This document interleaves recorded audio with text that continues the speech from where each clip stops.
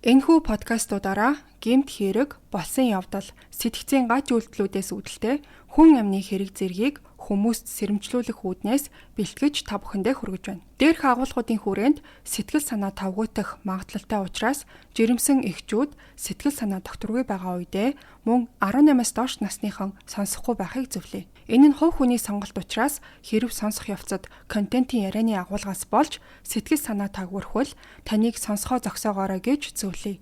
Crime Station Podcast.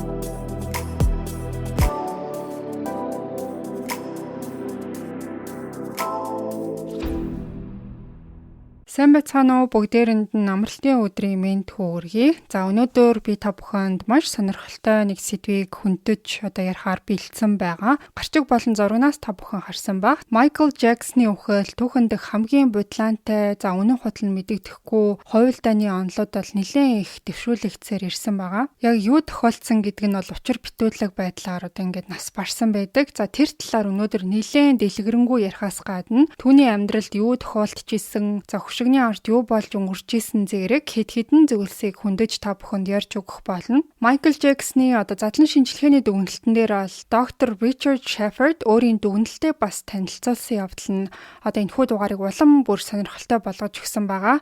За тэгээ бас энэ оны 4 сарын 10-наас Майкл Джексоны талаарх biographical drama film гарч эхлэж байгааг та нар мэдж байгаа бах. За 4 сарын 10-наас бол Берлинд, за 4 сарын 26-наас бол Америкийн хотуудаар гарч эхлэх юм бэлээ.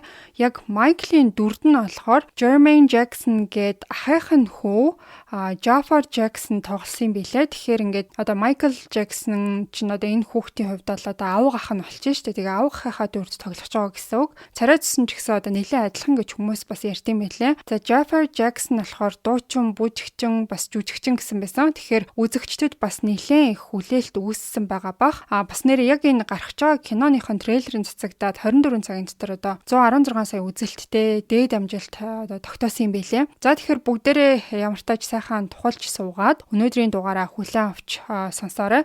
Та бүхэн нэлээд жоохон анхааралтай сонсохгүй бол энэ дугаар дээр маань тийм жоохон medical mystery төрлийн зөвлөд яригдах учраас зарим нэг сонсож байгаагүй ч юм уу мэдэхгүй үгнүүд бас гарч магадгүй. Тэр болгоныг нь би та бүхэнд ойлгомжтой ярихыг хичээх болно. 2009 оны 6 сарын 25-ны 14 цаг 26 минутанд мега стар Майкл Джексоныг бол Лос Анжелест нас барсан гэдгийг аль бие усаар зарласан байгаа. За зарлахтаа бол түүнийг зүрхний шигдээсээр нас барлаа гэж мэдэгдэжсэн.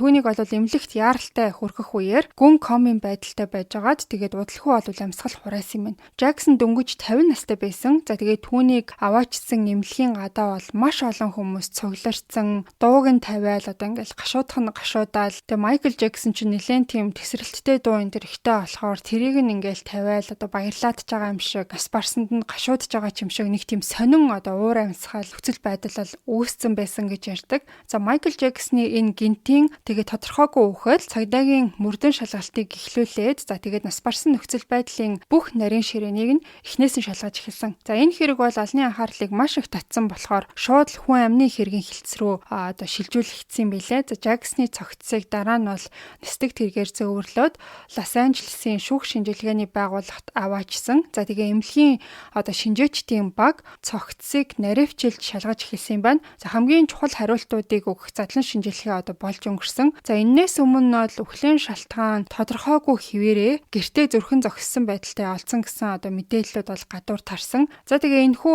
гарч ирсэн шинжилгээнийх нь хариунд нь дүгнэлт хийх юмч маань та бидний урд нь сонсч ирсэн. За 25 гаруй жилийн туршлагатай дэлхийд нэр хүндтэй доктор Richard Shepard эмч байгаа. За энэ хүн бол Diana Gönge бас 9 сарын 11-ний халдлагын хохирогчдын мөрдөн байцаалтанд бол гар бие оролцож шинжээчээр ажиллаж исэн тийм мундаг хүн байдаг. Тэр бол хэлэхдээ задлан шинжилгээний хамгийн сонирхолтой зүйл нь зөвхөн хүн хэрхэн нас барсныг хилээ зогсохгүй хэрхэн амьдарч ирснийг ч гэсэн илчилж чаддагт оршин тухайн хүн алдартай эсвэл зүгээр энгийн хүн байсан эсэх нь огт хамаагүй шарлын ширээн дээр одууд гэж байдаггүй бүгд адилхан гэж ярьсан байсан. За тэгэхээр Richard Shepard эмч маань шүүх эмнэлгийн баримт бичгүүд дээр дурддагдсан зүйлсээс нь хараад тэгээд Michael Jackson-ы амьдралын сүүлийн цаг мөчүүдэд яг юу болсон талаар эвлүүлж тайлбарлаж ярьсныг нь та нарт дэлгэрэнгүй бас ойлгомжтой ярихыг би хичээх болно. За эмнэлгийн баримтууд дээр бол түүний хэн байсан бас юу хийжсэнийг нь хилээ зогсохгүй үхэлд хүргэсэн үйл явдлын цаг хугацааны дарааллыг нь ч гэсэн харуулсан байдаг. За Michael Jackson бол 2009 оны 6 сарын 24-нд болохоор Beverly Hills-д байдаг түрээсийнхээ байранд байрлаж байсан. За тэгээ энэ цаг үеэс 19 хоногийн дараа буюу 2009 оны 7 сарын 13-ны өдөр Лондонд тоглолтоо хийхээр төлөвлөсөн байсан. Бүр 50 удаагийн тоглолтыг Лондонгийн O2 аренад зохион байгуулахаар болоод зарагдаж эхлэнгүүтээ эхний 4 цагтаа 750 мянган тикет борлуулагдсан. За тэгээ цаашдаа бол нийт 1.3 сая тасалбар нь бол тэр чигтээ борлуулагдаад дууссан байсан. Энэ тоглолт нь 9 онд эхлээд тэгээ 10 оны 3 сарын 6-нд дуусна гэж тооцоолж исэн байлээ. Michael Jackson бол 10 настайгаас эхлээд хөгжмийн ертөнцид хөл тавьж Jackson 5 хамтлагийн гоцлол дуучнаас гараагаа эхлээд за тэр цагаас хойш бол тасралтгүй урлагт зүтгэж олон улсын мега стар за бас попын хаан гэсэн тийм өргөмжлөл цол гуншинтай болох хүртлээр явсан байдаг. Дэлхийн түүхэнд хамгийн амжилттай суперстар байсан Michael Jackson дуу болон тоглолтынхаа борлуулалтаас ойролцоогоор $750 сая орлого олсон. За гэхдээ хачирхалтай нь 2009 оны 6 сар гэхэд бол түүний хувийн хөрөнгөнд бараг дууссан байсан. Та нар санаж байгаа бол Michael Jackson олонний анхаарлыг татсан хэд хэдэн хэрэгтэй холбогдоод хүүхдүүд цуглуулад гэртээ авч хонжсэн талаарх тийм яриа нэг хэсэг бол маш их хамарч исэн. За тэгээд ч тэр өөрөө нилээн гүрлэгэн хүн байсан болохоор олсон орлого нь шавхагдаж бараг дампуурлын ирмэгт оччихсан байсан. Тэгээ нас барахаасаа өмнөх 12 жилийн туршид байнга шахуу тасгаарлагдмал амьдралтай байсан. Ерөөсөө аялан тоглолт хийгээгүй, урдных шигэ цомог энтер гаргаагүй амьдэрсэн. За тэгээ бас 400 сая орчим долларын өөртөө болцсон байсан юм байна. Дээрээс нь нэмээд Michael Jackson-ы эсрэг бол 30 гаруй нэхэмжлэл хүлээгдэжсэн. Тэгээ энээс гарах ганц л зам түүнд бол байсан байгаа. Өөрөө дарахын тулд тэр бол Лондонд маш тийм шахуу хүнд хуваартай тоглолтуудыг хийх ёстой байсан. За тэгээд эрүүл мэнд, бие бэлтраа бэлтгэхийн тулд Conrad Murray гээд хувийнхаа эмчид их найдаж исэн. За гэхдээ тэгээд харамсалтай нь тоглолтоо бол тэр хийж чадаагүй байгаа. Ерөнхийдөө цогцыг нь харахад бол ям насанд нь ноцтой нөлөөлсөн юм уу гэхээр гэмтэл бол байгаагүй. Гэхдээ цээжнийх нь төв хэсэгт бол баг зэргийн шалбархай зулгаралт харагдчихсэн. За энэ нь бол гэхдээ нэлээд удаан хугацаанд сэхин амьдруулах ажиллагаа хийгдсэн нөгөө CPR хийгдсэн гэсэн үг шүү дээ. Тийм зүйлээс болоод ийм жоохон шалбархай хэсэг харагдчихсэн байгаа. За тэгээ амьсгалыг нь буцааж оруулахын тулд цээж хэсэгт нь төвлөрч ийм жижиг шалбархай зулгаралт бол угаасаа үүсдэг гэж үздэг. За Michael Jackson-ы амьдрал нь бол нэлээд тийм маргаантай бас хачирхалтай мөчүүдээр дүүрэн байсан. Бас задлан шинжилгээгээр ил болсон нууцуд ч гэсэн түүний амьдралын талаарх маш олон зүйлсийг хэлж өгсөн. За задлангийн тайланд бол түүнийг хар арьстай гэж тэмдэглэсэн. Тэгээ хүмүүс л ихэнхдээ түүнийг арьсаа бүхэлдэн ингээ цагаан болгох тийм мэсцэлд орсон гэсэн яриа бараг насан туршид нь бол түүнийг дагсан. Ерөөсөө л Michael-ийн арьсны өнгөний талаар мянган мэдээллүүд бол бичигдчихсэн. Хүмүүсийн мэдхийг хүсэжсэн зүйл нь бол хар арьстай байжгаад яаж ингээ цайруулсан, зориуд өөрөө цайруулсан уу, юу хэрэгэлсэн, юу хийлгсэн гэсэн асуултууд байсан. За энэ асуултанд бол Michael өөрөө болохоор ховор тохиолддог арьсны өвчнөөс болсон гэж бол байнга хариулдаг байсан. Харамсалтай нь олон хүн энэ үгэнд нь итгэдэггүй байсан юм байна. За харин задлан шинжилгээнээс нь харахад бол Jackson-ы хэлжсэнчлэн тэр бол үнэхээр арьсны өвчтөй байсан нь тогтоогдсон. За арьсных нь бараан хэсгүүдэд цайвар цайвар толбнууд ажиглагдсан. За тэгээд тухайн цайвар хэсгүүдэд өнгөний пигмент үүсэхээ ерөөсөө ингээд болсон байсан. Меланоцит гэж нэрлэгддэг эсүүд меланин гэх бараан пигментийг үүсгээд арьсны өнгийг тодорхойлдог юм байна. За харин задлан шинжилгээгээр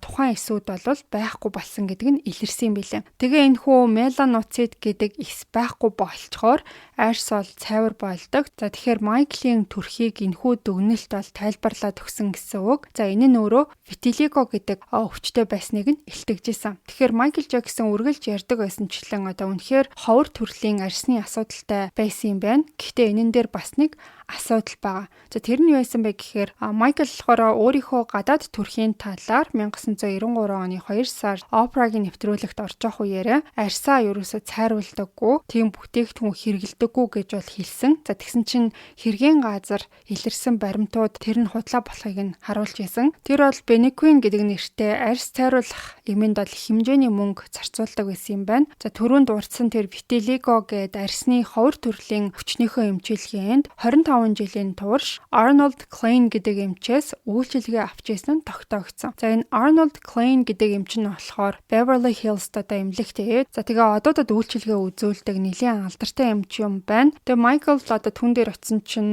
Бенеквин гэдэг тосыг бол хэрэглэхийг зөвлөсөн. За энэ тос нь яадаг вэ гэхээр витилигогоор өвчлсөн хэсгүүдэд нь бараан пигмент үүсхийг нь бол зогсоод юм байна. Ер нь бол арьс хүний хамгийн том эрхтэн гэж явдаг. Тэгэхээр Майклийн бие бүхэлдээ 100% цайрах тийм ховор өвчнөр өвчлөөгүй. Зарим нь бол хит цайраад, зарим хэсэг нь бараан хിവэрэ байсан гэсэн үг. Ер нь яг ийм хоёр төрлийн арьсны өнгөтэй хүмүүсийг та нар бол нэлээд харж исэн байх. Ер нь мэдэх бах. Тэгээ Майклийн хувьд бол 25 жилийн турш гэхээр амьдралынхаа яг тэн хагаст нь бараан хэсгээ цайруулах тос хэрэглэж өнгөрүүлсэн гэсэн үг. За тэрнээс гадна түүний нүүр болон хүзүүн дээр нь урд нь хийлгсэн гоо сайхны мэсцлийн шинжтэй хид хидээс хоригнууд бол байсан. За бас эрүүн дээрээ cleft буюу дундуураа юм нэг зураастай юм шиг харагдуулах ажилбар хийлгсэн нь дүр төрхийг нь бол мэдэгдэхүйц өөрчилсөн байгаа.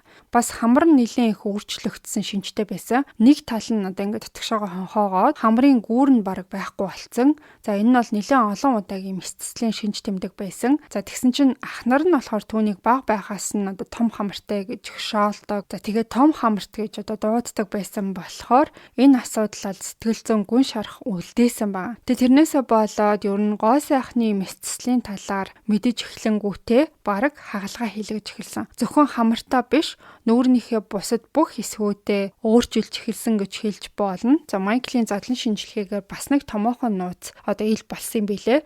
Тэр нь юу байсан бэ гэхээр Майклийн үс нь жинхэнэ үс биш байсан. Тэр бол хиймэл үс зүүгээд байнга цавуугаар нааж тогтоодог. Тэгээд толгойнхоо хажуу тал тэгээд ар хэсгээр гэхдээ өөрийнх нь үс бол баг зэрэг ингээд ургацсан байсан. Ер нь бол дэлхийн түвшинд яригдах мегастар хүний хувьд шар мэдээний бай болсоор ирсэн ч гэсэн халзан болсон нууцаа бол бас л 25 жилийн турш нууж чадсан юм байна. За тэгээ хуйхыг нь харахад бол халзралтын шалтгааныг ойлгож болохоор исэн. За толгойн арынх нь дээд хэсэгт сорвжилттай хэсэг бол харагдчихсэн. За энэ сорв нь түлэгдэлтийн сорв байсан. 1984 онд Майкл 25 настай байх үеэрээ алдар хөндийнхээ ер нь бол оргил үе дээрээ байсан. За түүний Thriller гээд цомог нь болохоор бүх цаг үеийн хамгийн их борлуулалттай цомог болчихсон байсан. Гэхдээ тэр үед бол ах нартайгаа хамт Pepsi-ний сурталчилгаанд орсон явдал амьдрал нь уруудах эхлэл болсон гэж үздэм билээ. За тэгээ яасан бэ гэхээр яг тэр Pepsi-ний рекламанд орж үеэр пиротехникийн төхөөрөмжнөөс болоод бүс нь галд автсан. За пиротехникийн төхөөрөмж гэхлээр ингээд тайзан дээр нэг тийм гал энтер асаад эсвэл салют шиг гинт бууддаг тийм нэг төхөөрөмжнүүд байдаг штэ. Тийм зүйлээс болоод үс рүү нөгөөх нь цэцэгдаад тэгээ үс болон хуухыг нь төлсөн гэсэн үг. Энэ бол мэдээж маш харамсалтай санагцсан. Тэгээ тэр бол хуухандаа 2 болон 3 дугаар зэргийн хүнд түлэгдэлт авсан юм байна. Иннээс болоод амьдралынхаа үлдсэн хугацаанд байнга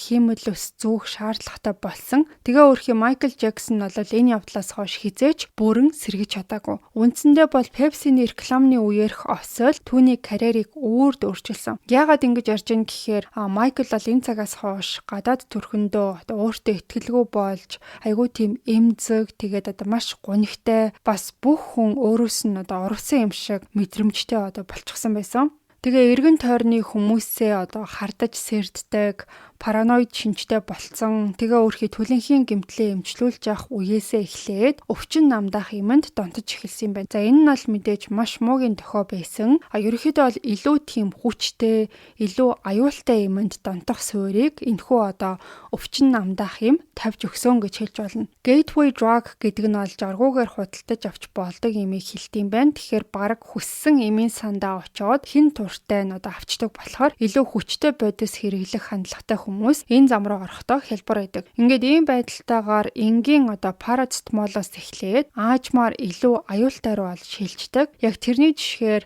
Майкл бол жил ирэх тусам тайвшруулах юм, согтууруулах ундаа, сэтгэл түгших байдлыг намжаах юм, за бүр сүүлдээ морфинд хүртэл хамааралтай болж эхэлсэн. Тэгээд эцэстээ бүр тийм юм хэрэглэхгүйгээр ажиллаж чадахгүй, дуулж бүжиглэж чадахгүй, тайзан дээр гарах боломжгүй болсон байна. Тэгээ ийм амьдралаар амьдарчсэн хүн 50 удаагийн тоглолтын хүнд хуваар гаргасан байсан гэдэгт итгэхэд бол маш хэцүү. За тухайн тоглолтын бэлтгэл эхлэхээс өмнө Майкл юу гэж ярьжсэн гэхээр дахиад би тайзан дээр гарна гэдэгтээ маш их догдолж байгаа. Бас дэлхийн тайзан дээр юу хийж чаддаг гэдгээ хөөгтүүдтэй харуулахыг хүсэж байна гэж ярьжсэн. Гэхдээ яг үнэндээ бол хаалттай хаалганы цаана тоглолтын зохион байгуулагч AEG компанийн Майклыг урд нь хийдэг байсан маш эрч хүчтэй үзүүлбэрүүдээ дуулалт, бүжиглэлт гээд жинхэнэ одоо дөргөх зүйлүүдээ хийж чадах юм болов уу гэж эргэлзэжсэн байна. Яагаад гэхээр хэвлэл мэдээллээр гарч исэн түүний эрүүл мэндийн талаарх мэдээллүүд AEG-ийн хүмүүсийг бол одоо санаагийн зовоож түгшээж эхэлсэн байна.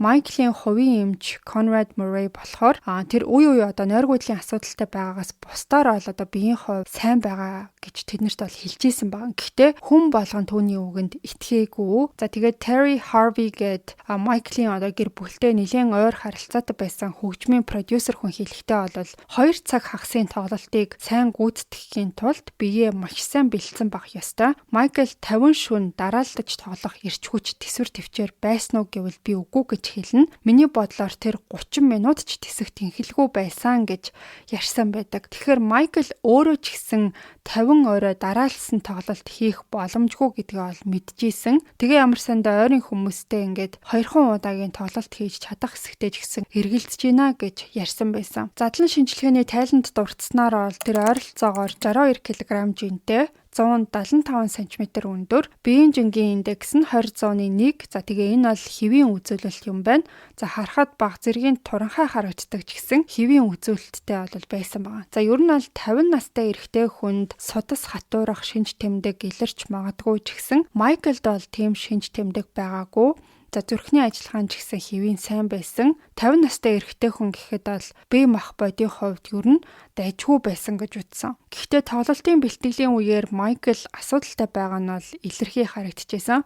Ер нь ингээл байж байгаа л амьсгаанд авчтаал хөдөлгөөн нь нэг л тийм хөшүүн, урд нь өөрийг нь алдартай болгож исэн бүжгийн хөдөлгөөнүүдээ ерөөсөө одоо хийж чадахгүй байсан. Тэгээ түүний задлан шинжилгээгээр доктор Richard Shepard Майклийн тэр сул дорой байгаад байсан шалтгааныг нь одоо олж чадсан байгаа. За Майклийн одоо хэд хэдэн рентген зургийг нь авчихсан байсан. За тэгээ тэрнээс нь харахаар түүний зарим хуруу бас нуруунд нь остеоартрит буюу уй мөчний элэгдэл байсан гэдэг нь бол тогтоогдсон юм байна. За энийг та бүхэнд нэлээд сайн одоо тайлбарлаад өгье. За нурууны нугалмууд мөгөөрсөн эдээр жээрэглэгдэж хамгаалагддаг. За остеоартритийн үед яадаг вэ гэхээр одоо мөгөөрс нь элэгдээд яс нь хамгаалалтгүй болчдаг. За ингэснээр уй мөчүүдэд даралт үүсээд хүндэрсэн тохиолдолд болохоор яснууд хоорондоо үргэлдэж эхэлдэг. Энэ өвчин нь өвдөлт бас хөшүүн байдал үүсгээд хөдөлгөөнийг одоо хязгаарлалчтай юм байна. За тэгээд остеоартрит Майклийн хөдөлгөөнд хүндрэл учруулж исэн гэж ойлгож болох ч гэсэн амьсгалахад яагаад бэрхшээлтэй байсныг энэ өвчнөд уялдуулах угаасаа боломжгүй. За түүний ихэнх эрэгтэн насныхын хувьд бол аваад үзэхэд дажгүй сайн байсан ч гэсэн уушиг нь бүр яг л ингээд одоо дайны талбар юм шиг болцсон байсан. Амьсгалын замын дотор талын хан хэсэг нь бол нэлээд гэмтэлтэй болцсон. За хоёр уушиг нь өрөвсцэн бас сорвжилт илэрсэн юм байна. За тэгэхээр Майкл тоололтын бэлтгэл хийж хүч гаргах үеэр амархан ядраад ачаалал даах чадвар нь буурахад бол хүрэгжсэн.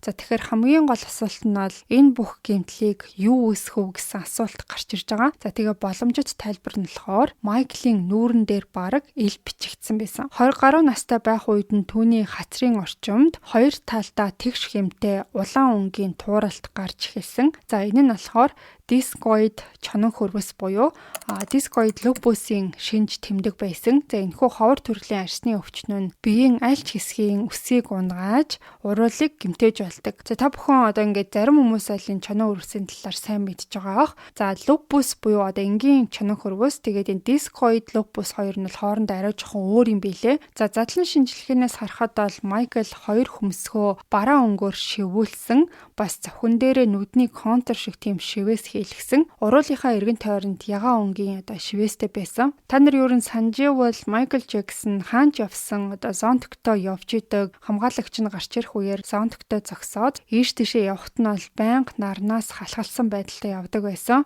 Тэгэхээр яг энэ дискоид лупус гэдэг өвчин болохоор арсыг нарны гэрэлд бол маш мэдрэмтгий болгодог. Бас арснаас гадна бүх биеинд ноцтой хор хөнөөл учруулж чаддаг юм байна. Тэгээ энэ өвчин нь болохоор аутоиммун өвчин гэгддэг. Тэгээ бие өөрийнхөө одоо эд эрхтэн рүү дайраад энгийн үед бол цагаан эсүүд гаднаас одоо халтж байгаа зүйлийг устгах арга хэмжээ авдаг бол за чонон хөрвсийн үед тухайн эсүүд одоо биеийнхээ өөрийнх нь эдийг тэр дундаа уушиг руу дайраад их хэмжээний одоо гэмтэл үүсгэх юм байна. Тэгээд энэ нь болохоор архаг өвчин гэж явдаг мөртлөө заримдаа намжаад тэгээд дахидаг үе шаттай. За ийм өвчтөй бол одоо стресстэй хит их ачаалал авах бас нойргүйдлээс гээд олон хүчин зүйлээс болоод дахиад одоо сэтэрчтэй юм байна. Тэгэхээр энэс болоод Майклийн уушиг нь тэгж их гэмтсэн байж бас болох юм. Гэтэ бас нэг өөр тайлбар бол гарч ирсэн. Тэр нь юу вэ гэхээр 25 жилийн турш эмэнд хамааралтай болсон байсан Майклийн арсны эмч нь Arnold Klein гэдэг хүн байсан гэдээ урд нь бол ярьж байсан. За тэгээд энэ эмчтэрээ бол байнга очдог байсан юм байна. Тухайн эмнэлэгт ажиллажсэн хүмүүсийн хэлснээр бол Майкл эхлээд арсны эмчилгээ гэж ярьдаг байжгаад сүүлдээ хүндрээд эхэлсэн. Бүр 7 хоногт хэд-хэдэн удаа ирж жижиг ажилбарууд хийлэгдэг байсан. Түүний хурц ирэхэд бид нар арийнхаа хаалгаар оруулаад процедурын өрөөрөө аваачдаг. Ирэх болгондоо дор хаяж нэг тариа хийлэгдэг. Тэр тарианд нь эмнэлэгт хэрэглэгддэг героин буюу демерол дүүрэн байдаг байсан. Ихэвчлэн нөлөө нь хурдан илэрнэ. Тэр ухаан алдаж магадгүй. Эсвэл зүгээр л маш их ядарсан нэг тийм мансуурсан байдалтай болдог байсан гэж ярьсан байсан. Аялан тоглолтын хугацаа ойртох тусмаа Майкл бол улам их тариа хийлэгдэг болсон. За демерол бол аль болох хурдан хийлгэхийг хүсдэг. Тэгээ гаднаас нь харахад ямар нэг зүйл буруу байгаа гэдг нь тодорхой байдаг гэсэн. За тэгээд энэ демеролоос болоод Майклийн уушгинд нь гэмтэл үүсч бас донтолт болоод цаашаа үхэлдч одоо хүрэх эрсдэлтэй байсан. Задлан шинжилгээнээс нь харахад бол биеийн гадна талд ноцтой гэмтэл ерөөсөө байхгүй. Уушигнаас бусдаар бол ноцтой өвчний шинж тэмдэг ерөөсөө байгаагүй. Тийм болохоор дараагийн үе шат руу шилжиж биеинд нь ямар нэг бодисны уулмөр байгаа эсхийг мэдэх хэрэгтэй болно. За энэ бол хордлогын шинжилгээний тайлангаар харагдах ёстой. Подкастын маань ерөнхий ивент тэтгэгч Skin Farm Clinic. Месийн бус арьс гоо цэцлийн эмнэлэг гэдгээр нь та бүхэн аль хэдийнэ мэддэг болсон баг. За энэ чиглэлээрээ 15 жилийн туршлагатай эмч нар ажилладаг гэдгээрээ бас онцлог байгаа. Та бүхэн өөрийн арьсны асуудлаа шийдэх хүсэлтэй байгаа бол ямар тач цагаа товлоод үнгүй зөвлөгөө аваад үзээрэй. Арьс бол зүгээр л нэг харагдах үзэмж гэхээсээ илүү таны өөртөө итгэх итгэлийн илэрхийлэл болж өгч идэг. Тиймээс арьсны асуудлаа шийдэх мэрэгжлийн газар хайж байгаа бол Skin Farm Clinic-ийн сошиал хуудасаар зочлоод үзээрэй. Бас нэг таатай зүйл дуулгахад таны анхны гоо сайхны эмчилгээ үйлчилгээ болгон дээр 20% хөнгөлөх юм байлаа шүү. Description хэсэгт дэлгэрэнгүй мэдээллийг оруулсан байгаа. За ингэж хэдүүлээ дугаар руугаа буцаад оръё. Майкл жороор олгодог эмийн асуудалтай гэдэг нь олон нийтэд ил болж исэн. За яагаад гэхээр тэр бол хэд-хэдэн удаа сэргээн засах эмчилгээнд бол хамрагдаад өвчин намдаах юмд донтсон гэдгээ хүлээн зөвшөөрч исэн. 2009 онд бас нөгөө демерол гэдэг эмнэлэгт ашиглагддаг героинтой дүүцхүүц хүчтэй эмийг ойр ойрхон өөртөө бол тариулж исэн. Тэгээ 6 сарын ихээр нөгөө тоглолтынхоо бэлтгэлийнхаа үеэр байдал бүр илт хүндэрч эхэлсэн юм байлээ. Демерол гэдэг нь өөрөө бол маш тийм тийм хүчтэй юм. Хин нэгэн Demerol тариулчаад бэлтгэл хийхээр очих юм бол одоо тийм манарсан байдалтай, тэгээ толгойн иргсэн, чиг баримжаагаа алдсан байдалтай бас амьсгалахад бол хүндрэл учруулж амьсгаа тийм одоо тавчдуулдаг гэсэн бэлээ. За харин тайзан дээр яг олон үзэгчид цугларчсан байх үед бол яг эсрэг нь буюу тийм эрч хүчтэй, сайн төвлөрсөн, чиг баримжаа бас биеийн хүч сайн байхгүй бол болохгүй.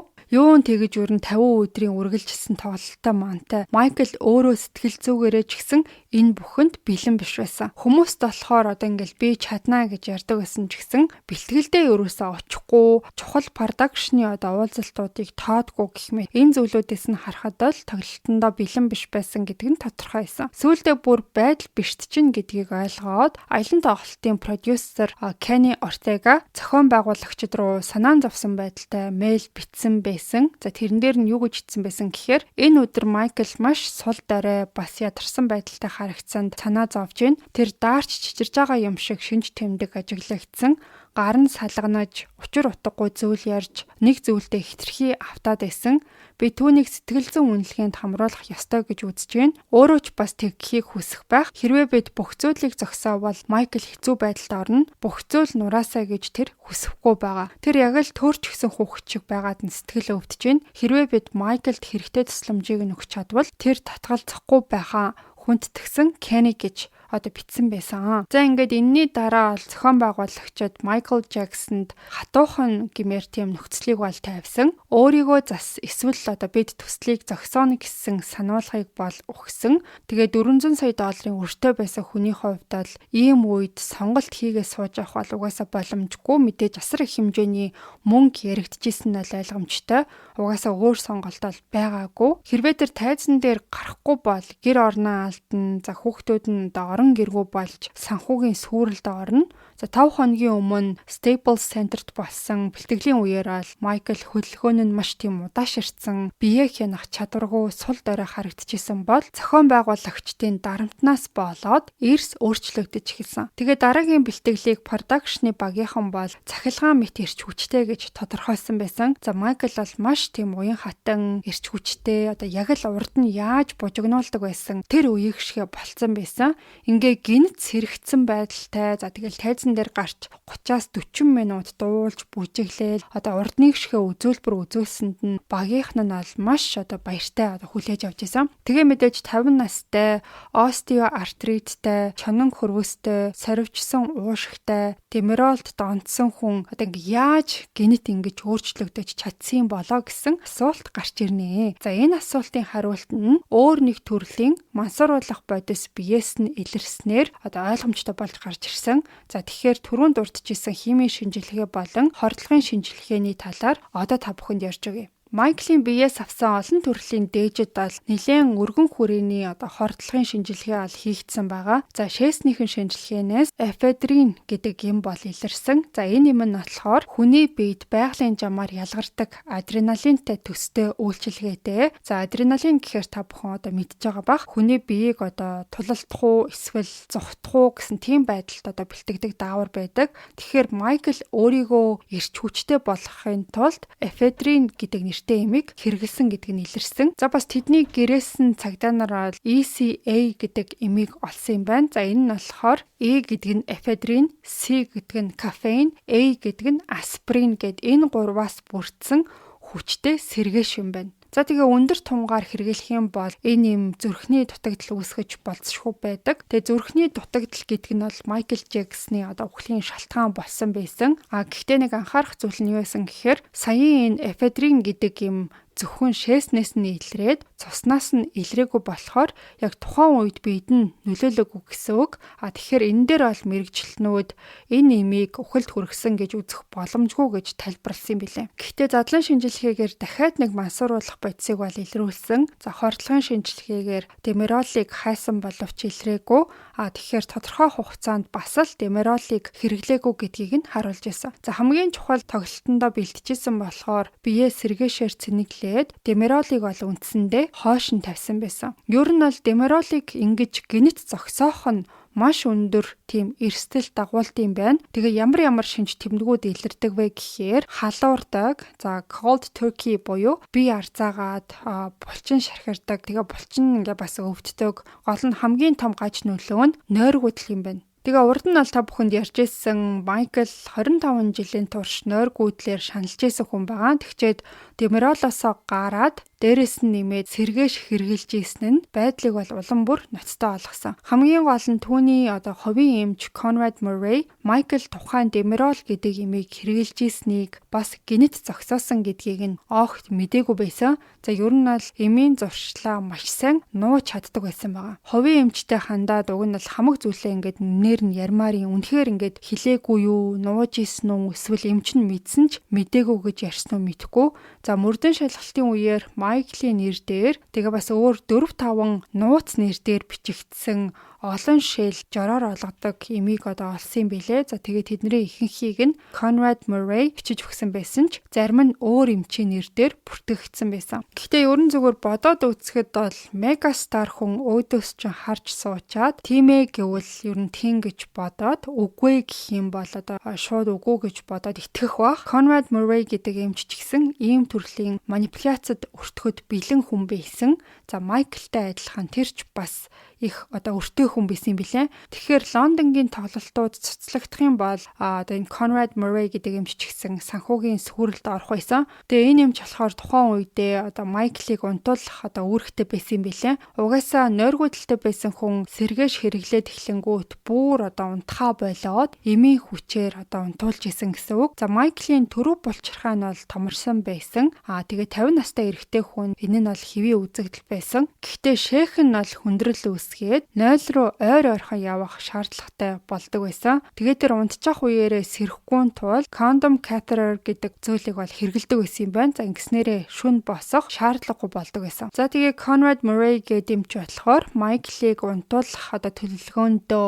илүү тийм ноцтой төрлийн эмийн элементүүдийг бол ашиглаж исэн байна. Хордлогын шинжилгээнээс хамгийн тод илэрч гарч ирсэн юм нь Propofol гэдэг нэртэй эм байсан. За энэ Propofol гэдэг нь болохоор зөвхөн мис заслын үр үүнд бас эрчим тэмчилгээний тасагт хэрэглэгддэг мэдээ алдуулагч юм байна. Ер нь бол маш тийм хүчтэй эм гэж ойлгож болно. Цагаан өнгөтэй, за тэгээд хүчтэй үйлчлэгээтэй болохоор энийг бол хүмүүс milk of amnesia буюу санах хойг арчигч сүү гэж нэрлэдэг юм байна. Тэгээ Майкл бараг 10 жилийн турш Propofolыг нойрны эм болгож хэрэглэсээр ирсэн. Хамгийн анх болохоор 2000 оны ихээр эмнэлэгт хэвтэж байхдаа Propofol хийлгэж исэн юм байна. Тэгээд энэ юм болохоор Майклд бол үйлчилгээ сайтай санагдаж таалагдаж эхэлсэн. За сүүлдээ тэгээд хамааралтай болж эмч нараар хийлэгдэг болсон юм байна. Тэгээ жил ирэх тусам энэ хамаарал нь улам бүр нэмэгдсэн. За үндсэндээ бол 2009 оны 6 сарын байдлаар гэхээр Conrad Murray яг энэ Propofolыг нь Майклийн гэрт нь хийж өгчээсэн байгаа.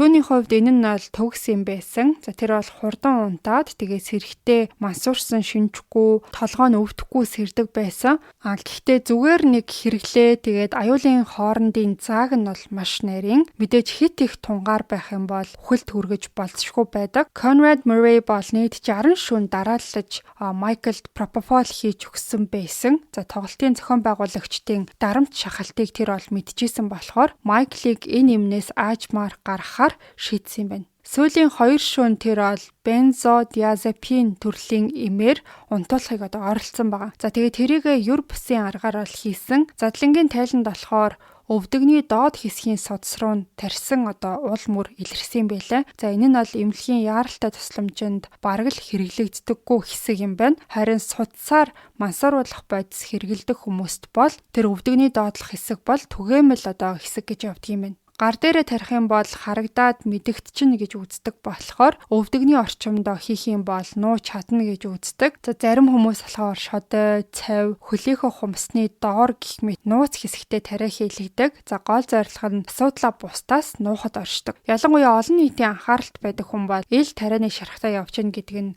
асуудал үүсгэхийн нэмэр. За ингээд 2009 оны 6 сарын 25-ны шөнө 1 цаг 30 минутанд Conrad Murray Michael-д унтуулах зорилготой им өгсөн. Биес нь бас Valium гэд им илэрсэн юм билээ. Тэгээ бас сэтгэл түгшилтийг намжаадаг, бас нойрмог болгодсон байна. Энэ нь бас л донтуулдаг төрлийн удаан хугацаанд хэрэглэх юм бол бие махбодын хамаарал үүсгэжтэй юм байна. За тэгээ тэр имийг уугаад 30 минут өнгөрөхөд бол Michael унтаагүй хിവэрэ байсан. Тэгэхээр нь илүү хурдан үйлчилгээтэй Lorazepam гэдэг имийг хэрэглүүлсэн. Бас дахиад 1 цаг өнгөрсөн ч Michael унтаагүй. Дараа нь бол Midazolamыг хэрэглүүлсэн. За энэ 3 им нь гуруулаа benzodiazepine төрлийн им юм байна. За тэгээ нэг хэсэг 3 өөр им benzodiazepine хэрэглүүлээд унтуулах зорилгоор уг нь бол эхлээд ингээд удаан үйлчилгээтэй Valium, дараа нь дунд зэргийн үйлчилгээтэй Lorazepam, эцэст нь болохоор богино хугацаанд үйлчлэх чадaltaй Midazolam хэрэглүүлсэн байгаа. За энэ нь бол логиктэй арга байсан. Тэгээ шөнийн турш улам илүү их тунгаар хэрэглүүлсэн ч үр дүн ерөөсөө байгаагүй. Ингээд өглөөний 10 цагт аргаа барсан Michael өөрийнхөө дуртай сүүгээ хүссэн байгаа. Mucophamnesia гэдэг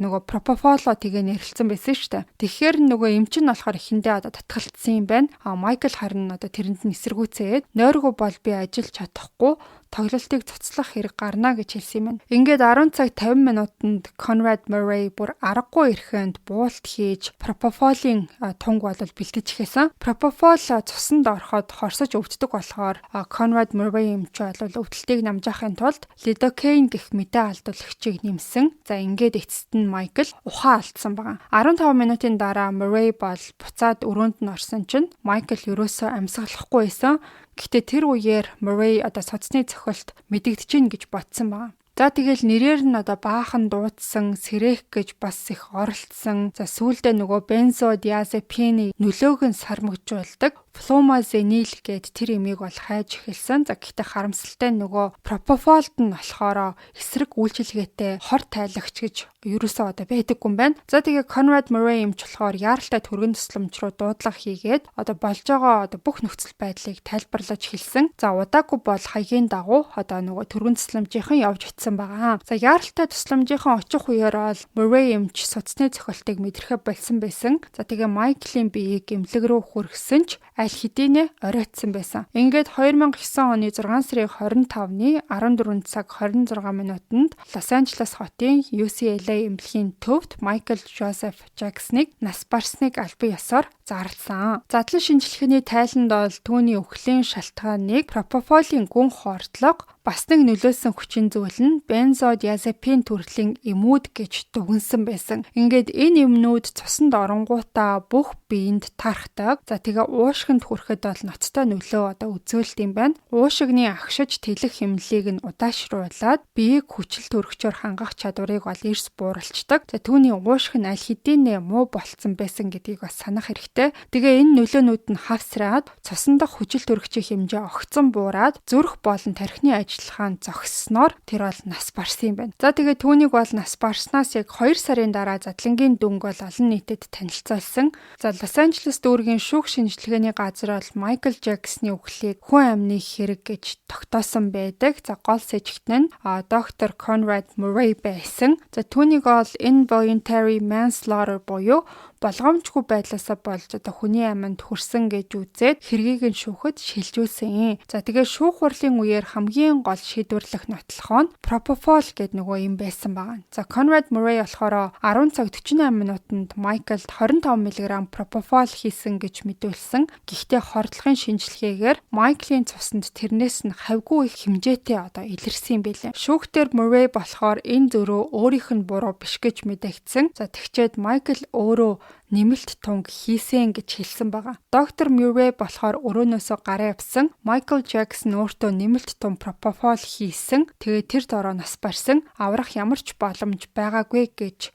өмгөөлөгчийн зүгээс мэдэгдэжсэн. Гэхдээ прокуроруудын зүгээс Murray-ийг буруутгах хувилбар бол төвшүүлсэн байгаа. За тэдний зүгээс хэлэхдээ Conrad Murray-ийн үйлдэл Michael Jackson-ыг шууд үхэлд хүргэсэн. Murray түүнийг унтжаах хугацаанд Propofol-ыг тасралтгүй уурсгах системийг өөр өөрөө зохиосон гэж мэдэгдсэн. За Murray бол туслын тагийг цоолоод пропофолийг давсны уусамлын уут руу хийсэн. Ингэснээр Майклийн цус руу байнга урсаж орж исэн. Ердийн үед бол давсны уусмал доошоо урсаад тусгай порт хэсэгт нь тарих эмийг холиод биер рүү нь оруулдаг. За харин прокуроруудын үзснээр бол эмийг аль хэдийнэ давсны уусмалтай холчихсон байсан гэж мэдэгдсэн. Туслын порт дээрх гуурсан хоолойд пропофолийн уул мөр байх ёстой гэж үзчихсэн ч гэсэн шинжилгээ хийгээд ч уул мөр ерөөсөө илрээгүй юм билээ. Тэгээд прокурорууд 2 дахь гуурс гэж байсан тэрийг Murray өмднийхөө халаасанд нуусан гэж ярьсан. За тухайн алга болсон гуурс нь бол хизээч олдоогүй. Тэгэхээр прокуроруудын төвшүүлсэн хувилбар эргэлзээтэй болж эхэлсэн. За гисэн эдэж тангарахны шүүгчдэд энэ эргэлзээ бол огт нөлөөлөөгүй. Тэд бол дуу нэгтэйгээр Conrad Robert Murray болгоомжгүй байдлаасаа болж хүний аминд хүрсэн гэмт хэрэгт буруутай гэж тогтоож гинэ гэсэн хариуг бол гаргасан. За ингээ олон нийт энэ хүнийг бол мэдээж нийтээрээ бүр үзэн ядчихсан, тамд шатаасай гэж шүүхийн гадаа оройлж сошиал орчинд бол тэр бүх хүмүүсийн хамгийн дургуй хүн болж хувирсан. Ерөнхийдөө задлан шинжилгээний дүгнэлт ч гэсэн шүүхийн шийдвэртэй бол таарж исэн. Conrad Murray гэдэг эмч бол эмчийн үүргээ биелүүлж чадаагүй. Зүгээр наад зах нь гэхэд эмнэлэгт бол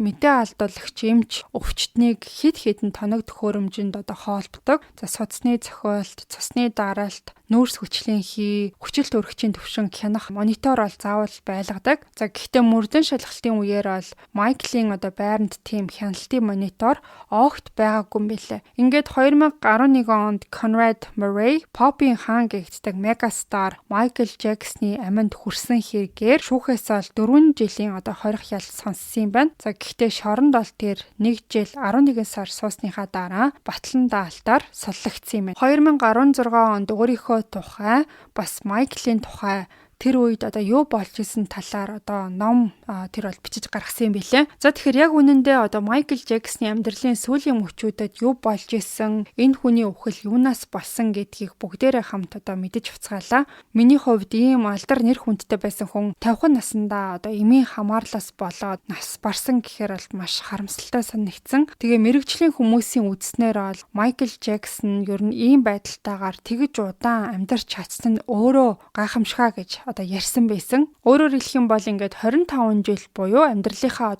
талд нь эмийн хамааралтай байсан болохоор өдийг хүртэл ингээд давгүй явсанд нь гайхажсэн гэсэн үг. За ингээд та бүхэнд энэ түүхийг ярьж өгөх хүртлээ юу болж өнгөрсөн талаар бараг ойлголтгүй байсан. Тэгээ энэ удаагийн дугаараар хэдүүлээ нэлээд их бас өөр төрлийн өргөн хүрээний мэдлэг мэдээлэлтэй болж чадсан гэж бодож байна. Дугаараа дуустал нь сонссон сонсогчид комент хэсэгт улаан өнгийн зөрх үлдээгээрэй.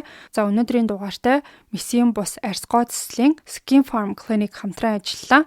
Та бүхэн амралтын өдрөө ая тухтай сайхан өнгөрүүлээрэй. Хэдүүлээ ирэх мигмар гарагт бас нэгэн сонирхолтой дугаараар эргээд уулзъя.